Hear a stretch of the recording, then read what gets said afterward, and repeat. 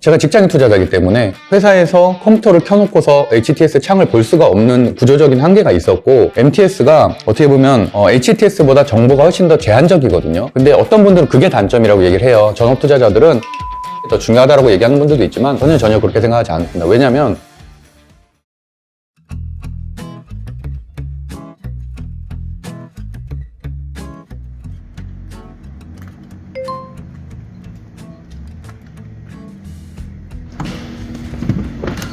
대표님 안녕하세요. 안녕하세요. 일찍 오셨네요. 네, 차가 엄청 좋네요. 주식차를 잘 만나서 네네. 그 당시에 샀던 걸로.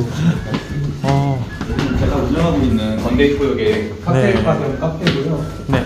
아직 오픈 시간은 아닌데 주식 교육생들이 오는 날이어서 제가 좀 일찍 나와서 오픈 준비하고 합니다. 아메리카노로. 예, 감사합니다. 커피 감사합니다. 위로 올라가시죠. 네.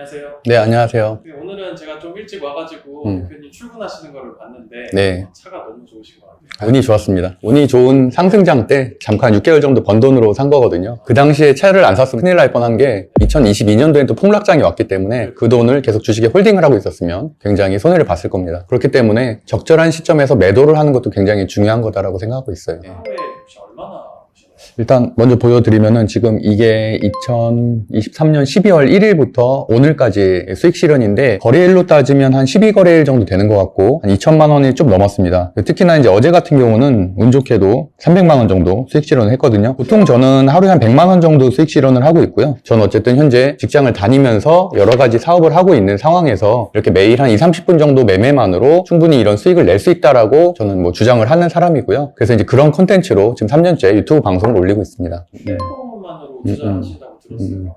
그렇게 하시는 좀 특별한 이유가 있으실까요? 뭐 이유는 굉장히 단순합니다. 제가 직장인 투자자이기 때문에 회사에서 컴퓨터를 켜놓고서 HTS 창을 볼 수가 없는 구조적인 한계가 있었고, MTS가 어떻게 보면 HTS보다 정보가 훨씬 더 제한적이거든요. 근데 어떤 분들은 그게 단점이라고 얘기를 해요. 전업 투자자들은 HTS처럼 많은 정보, 몇십 년의 정보가 있는 게 더 중요하다고 얘기하는 분들도 있지만 저는 전혀 그렇게 생각하지 않습니다. 왜냐하면 개인은 제가 항상 하는 말이 노이즈와 정보를 구별하기 힘들어요. 오히려 특징주 뉴스들이 굉장히 많이 뜨게 되는 그런 HTS 또는 굉장히 많은 정보가 있는 HTS의 정보들을 본인들이 취합하기 전 어렵다고 생각을 하거든요. 특히나 제가 많이 활용하는 기능은 스탑로스 기능이라고 해서 자동 매수, 매도 기능인데 그거를 활용해서 제가 장초에 대응할 수 있는 부분은 한 10분 정도 대응을 하고 그 외 시간은 당연히 목표가를 설정을 해서 그 가격에 매도가 체결되거나 반대로 내가 예상한 것과 반대로 흘러가게 되면 손절이 되는 그런 방식으로 미리 다 가격을 지정을 하고 있습니다.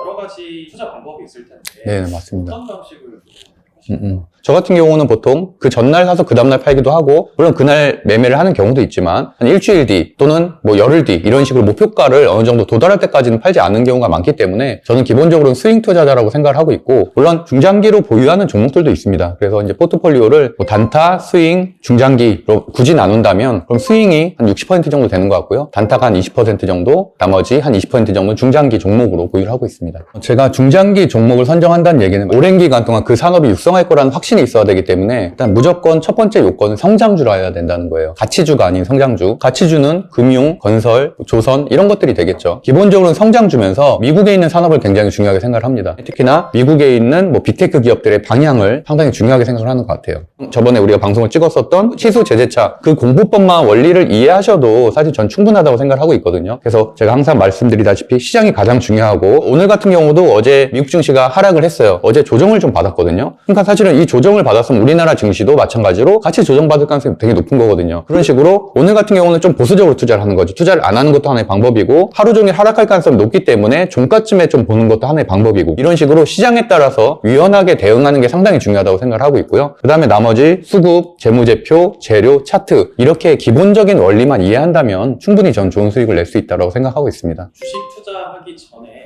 꼭 확인하는 시점 같은 게 좀 있으실까요? 중요한 게 필라델피아 반도체 지수가 나오거든요. 필라델피아 반도체 지수는 우리나라의 가장 큰 기업이 삼성전자잖아요. 삼성전자, 그다음에 뭐 2위, 3위가 가끔 바뀌긴 해도 어쨌든 SK 하이닉스가 1위에서 3위 사이에 있는데 그 두 가지 종목만 시총을 합쳐도 거의 30% 가까이 됩니다. 우리나라 전체 시총에. 그러니까 이렇게 비율이 크다는 얘기는 결국에는 필라델피아 반도체 지수, 미국에 있는 반도체 지수의 변화, 상승이냐 하락이냐 횡보냐에 따라서 마찬가지로 삼성전자나 SK 하이닉스의 향방이 정해진다고 저는 보거든요. 그래서 이제 삼성전자 8만 원, 9만 원 기대하시는 분들 있잖아요. 저는 어렵다라고 보는 게 삼성전자가 현재 74,500원, 이게 만약에 9만 원을 가려면 그러면은 약 한 20% 정도 올라야겠죠. 그럼 20%가 오르려면 현재 코스피에서 20%가 올라야 됩니다. 대략적으로 봤을 때. 그럼 현재 2,600이니까 20%면 거의 한 2,800, 900 되는 거거든요. 저는 그게 어렵다고 보는 거예요. 그렇기 때문에 어쨌든 저는 이런 필라델피아 반도체 지수의 향방이 우리나라 증시를 좌우한다라고 생각을 하고 있어서 매일매일 이렇게 체크하는 지표고요. 특히나 환율 같은 경우는 굉장히 중요하겠죠. 9월 정도에 최고점을 찍었다가 현재 하락을 하고 있잖아요. 그것처럼 말 그대로 환차익 이익을 노리고 들어오는 외국인 수급들은 당연히 환율이 떨어져야지 들어오기 때문에 환율도 당연히 고공행진할 때는 주가 변동성이 약하겠죠. 그래서 그때는 좀 비중을 줄이거나 보수적인 투자를 하는 게 맞고, 환율이 현재는 떨어지고 있는 상태이기 때문에 좀 더 적극적인 투자를 하는 게 맞고, 하나만 더 말씀드리면은 이렇게 제가 뭐 반도체라든지 AI 또는 전기차, 항공우주, 뭐 태양광 이런 식으로 20개 섹터 정도로 나눠놨는데, 물론 이런 미국에 있는 대형 기업들, 산업을 하고 있는 대형 기업들의 방향성, 주가 방향성을 굉장히 중요하게 생각을 하고 있습니다. 그래서 정리를 해보면은 9시 전에 제가 꼭 보는 것은 미국 증시, 특히나 그 중에서 필라델피아 반도체 지수, 미국 산업군, 예를 들어서 뭐 반도체나 전기차 같은 이런 산업군별 동향, 이 정도를 지표로서는 꼭 보는 편이고요. 그 다음에 추가적으로는 뭐 증권사 리포트의 제목 정도는 꼭 체크하고 있습니다. 근데 많은 투자자들이, 저도 하다못해 주식 강의를 하다 보면은 이거를 되게 원해요. 몇백 % 상승하는 거, 에코프로처럼 막 13배 상승하는 거에. 근데 사실 13배 중에서 100%라도 먹었으면 다행이게요. 고점에 물린 분들도 굉장히 많고 현재 반토막 났으니까. 그러니까 사실은 그 1300%에 대한 환상을 가지면 저는 안 된다고 생각을 해요. 정말 그렇게 가져갈 수 있는 사람 없다. 세상에 없고, 정말 중간중간에 수익 실현하고 분할 매도하고 분할 매수해서 껏해봐 200~300%, 뭐 많아봐야 400~500%, 그것도 굉장히 극소수다라고 생각하시면 될 것 같습니다.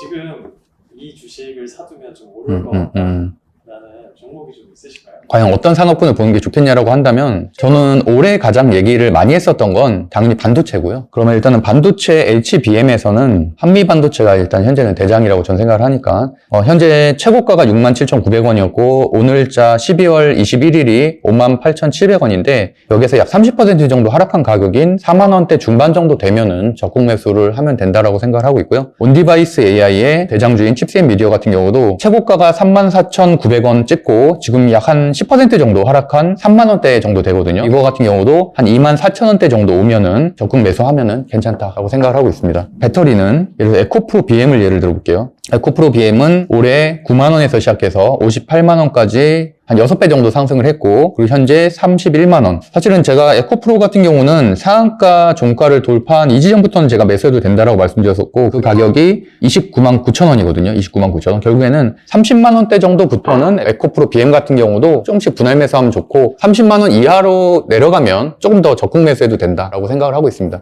마지막으로 엔터주 같은 경우는 지금 사도 된다고 생각하고 있습니다. 엔터주에서 가장 실적주의 대표적인 JYP 같은 경우는 14만원까지 갔다가 현재 10만원이거든요. 10만원이면 충분히 고점 대비해서 40% 정도 떨어진 가격이기 때문에 충분히 지금 가격도 괜찮다고 보고 있고, 반대로 9만원까지 떨어진다면 더 사야 된다고 생각하고 있습니다. 저도 실제로 그렇게 하고 있고요. 저는 어쨌든 직장인 투자자들도 충분히 실적주만으로도 굉장히 위험한 주식인 테마주에 들어가지 않고서도 수익을 낼 수 있다는 걸 증명하기 위해 사실은 이런 방송이나 공부법을 강의를 하고 있는 것들이고, 너무 많이 공부하지 말라는 말도 좀 드리고 싶어요. 하다못해 유튜브 채널도 차트론자의 유튜브 채널, 기관 투자자의 유튜브 채널, 이런 식으로 잔뜩 보면은 오히려 더 판단력이 저는 흐려진다고 생각하는 사람이에요. 왜냐면 본인이 다 소화할 수 없습니다. 그런 것들은 본인의 스타일을 아는 게 가장 중요하고, 거기에 맞는 방송 한두 개 정도만 봐도 충분하다. 물론 뭐 불안감에 여러 개를 보는 거 심정은 이해하겠지만, 오히려 그렇기 때문에 더 내 계좌는 판단력이 흐려져서 마이너스로 간다라는 말씀을 좀 드리고 싶고요. 그 다음에 이제 본인의 투자 환경, 그 다음에 시드머니 규모에 따라서도 많이 달라지기 때문에 제 방송을 통해서 좀 판단하셔도 되고, 아니면은 뭐 제가 강의가 있을 때 와서 찾아와서 상담을 하거나 뭐 이런 방식으로 해도 어느 정도 본인을 알아가는 데는 도움이 많이 될 것 같습니다.